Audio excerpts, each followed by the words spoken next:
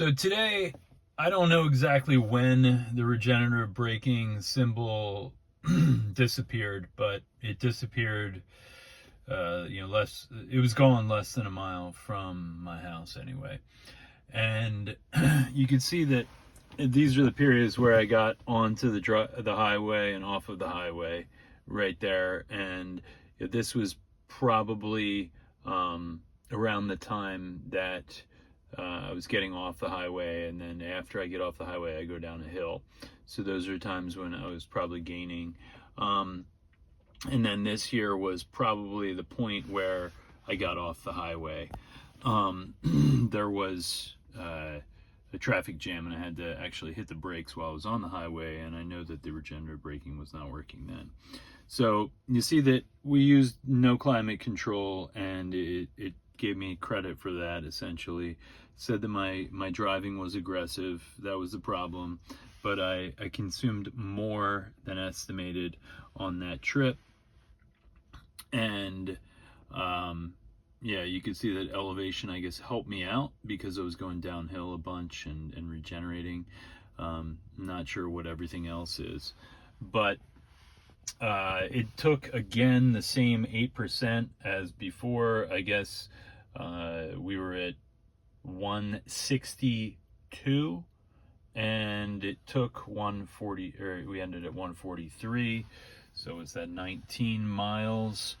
Not sure how many miles it was on the current drive, but let's go into the trips for the navigation. Yeah, so it was the exact same as estimated, and you can see that I only used 214 watts per mile on there, whereas it looks like since the last charge, which was I think to 80%, you know, it looks like, I guess, we only got 47 miles out of, what is that, 26%. Not very impressive if that's the case. Anyway, not, maybe I had it set to 70%. I'm not sure, but you can see that, and on the vehicle we have 12,700 miles. I've yet to rotate the tires, but again, enjoying the car and still trying to learn how to drive it most efficiently. And yes, Sentry mode is on up there. So yeah, it's up to 39 degrees, not crazy cold, but it's interesting that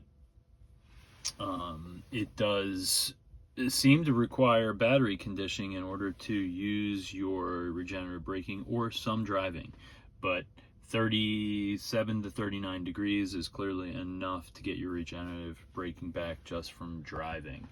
So again, learning the Tesla and how cold it can be and still be able to use your regenerative braking.